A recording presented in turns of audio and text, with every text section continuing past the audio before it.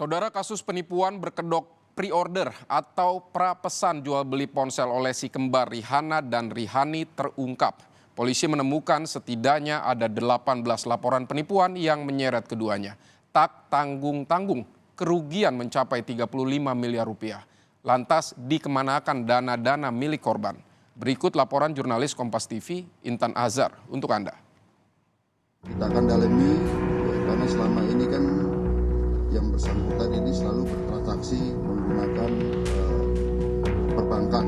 Kita akan dalami karena dari LP yang kita terima total kerugian itu adalah 35 miliar, tapi akan kami dalami. Mungkin ini baru sebagian. Apakah ada korban-korban yang lain, kami akan dalami lagi. Setelah 1 bulan menjadi buronan, kini si kembar Rihanna dan Rihani pun telah dibekuk oleh pihak kepolisian. Keduanya ditangkap di salah satu apartemen di wilayah Tangerang Selatan.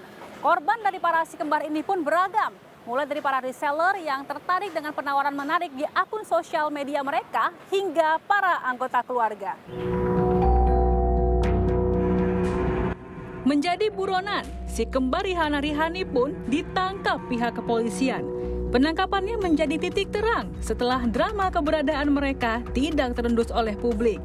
Diketahui kasus penipuan oleh si kembar ini telah dilaporkan sedari bulan Juni hingga Oktober tahun lalu. Dengan iming-iming harga miring jual beli iPhone dan saling kenal antar relasi. Uang puluhan miliar pun dibawa kabur oleh pelaku. Nah, Pak, mungkin boleh diterangkan sedikit bagaimana kemudian para korban ini mengenal si kembar ini, Pak, dan terjadilah kasus tersebut, Pak, akhirnya.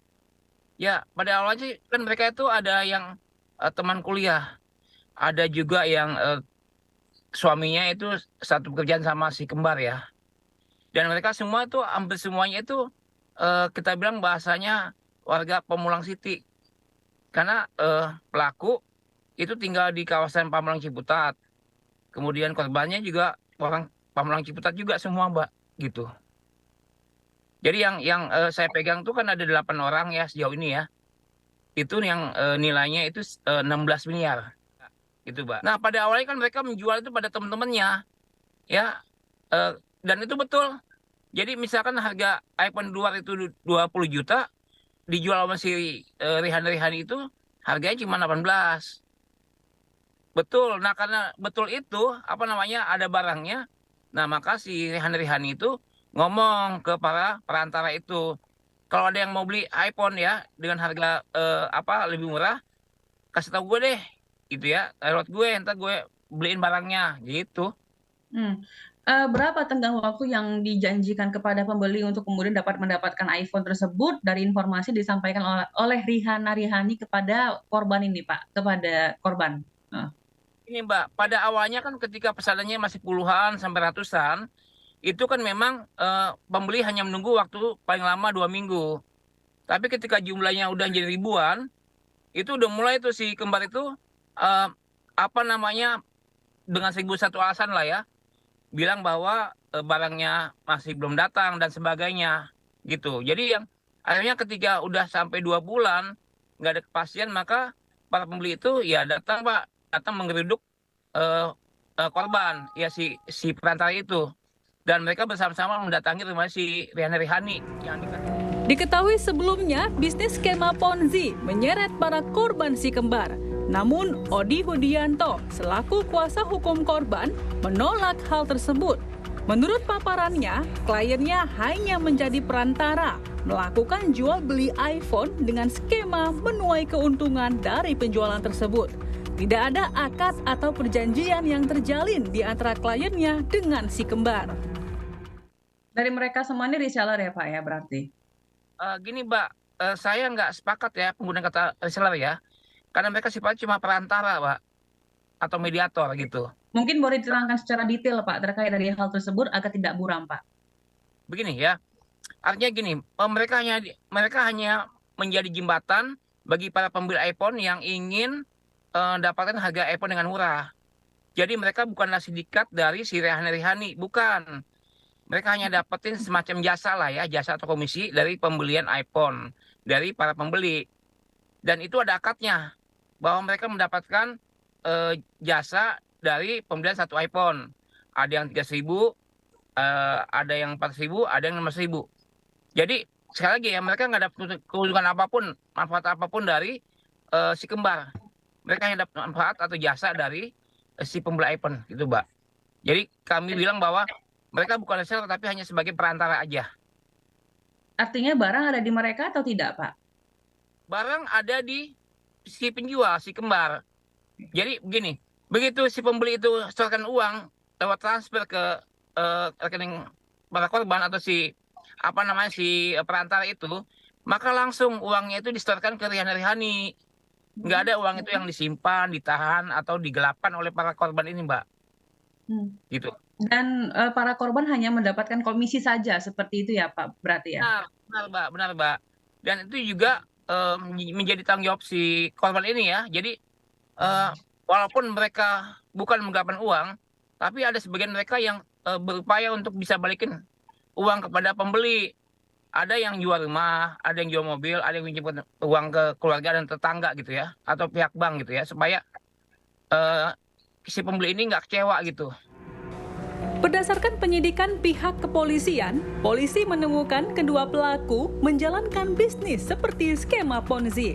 Direktur Reserse Kriminal Umum Polda Metro Jaya, Kombes Hengki Haryadi menyebut, berdasarkan keterangan korban, modus ini mengarah kepada skema Ponzi antar reseller dengan iming-iming penawaran harga menarik dan keuntungan komisi kepada para reseller. Sementara dari korban kita menerima informasi bahwa ini modusnya adalah seperti skema Ponzi ya, dari reseller, range kerugian antara 200 sampai 800. Namun setelah kita dalami, sementara bahkan ada yang sampai 3 juta ini. Satu produk yang ditawarkan itu. Ya. Harusnya harga 12 juta, ditawarkan 9 juta sebagai bujuk rayu, akal muslihat, rangkaian perkataan-perkataan bohong sehingga memberikan suatu barang. Selain itu, dari beberapa laporan polisi yang diterimanya, adanya indikasi penipuan dan penggelapan dana yang dilakukan secara berlanjut. Untuk sementara, total kerugian mencapai 35 miliar rupiah dan akan dilakukan pendalaman lanjutan terkait barang bukti dan nominal yang diterima pelaku. Dari tim sus ini kita melakukan penarikan LP-LP yang sudah ada ataupun dilaporkan selain daripada di Polda Metro Jaya, itu di beberapa Polres, itu totalnya adalah 18 laporan polisi.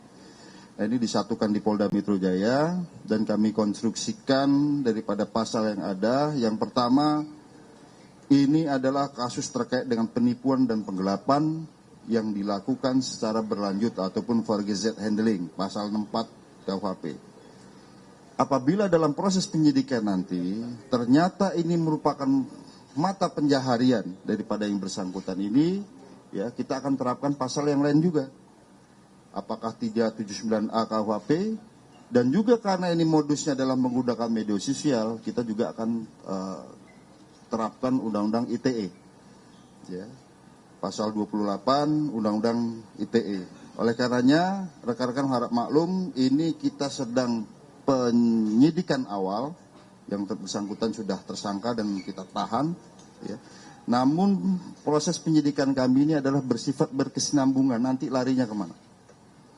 Sebagai contoh rekan-rekan sekalian, kita akan dalami ya, karena selama ini kan yang bersangkutan ini selalu bertransaksi menggunakan perbankan. Ya, kita akan dalami karena dari LP yang kita terima total kerugian ya, itu adalah 35 miliar, tapi akan kami dalami.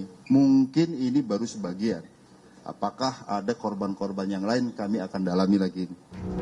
Berdasarkan data yang disampaikan Pusat Pelaporan dan Analisis Transaksi Keuangan atau PPATK, kini rekening si kembar pun telah diblokir.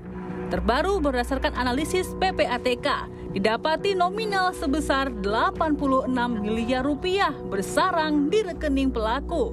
PPATK juga menyebutkan ada 2 kejahatan kuat yang terindikasi dilakukan si kembar, yakni terkait penipuan dan tindak pidana pencucian uang yang kini masih dilakukan penyidikan lebih lanjut. Jadi kami sudah memblokir ya, rekening terkait dengan si duo kembar yang melakukan penipuan pre-order iPhone ya. Dan kami juga telah memerintahkan kepada penyedia jasa keuangan untuk memblokir dari rekening-rekening yang terkait dengan RA dan RI ini.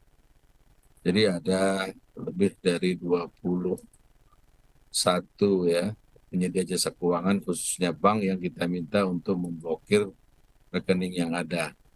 Nah, dari sementara hasil analisis yang dilakukan oleh PPATK ada 86 miliar ya nilai mutasi yang ada di rekening tersangka, di mana diduga tindak pidana asalnya adalah penipuan. Tidak hanya dari pihak otorita negara yang menyoroti kasus penipuan berjumlah hingga miliaran rupiah ini. Modus si duo kembar pun turut mendapat sorotan dari para pengamat berkaitan dengan modus skema Ponzi hingga kewaspadaan masyarakat yang hendak melakukan pre-order barang elektronik dengan harga menggiurkan. Bagaimana para pelaku menjalankan modusnya hingga total kerugian mencapai 35 miliar rupiah?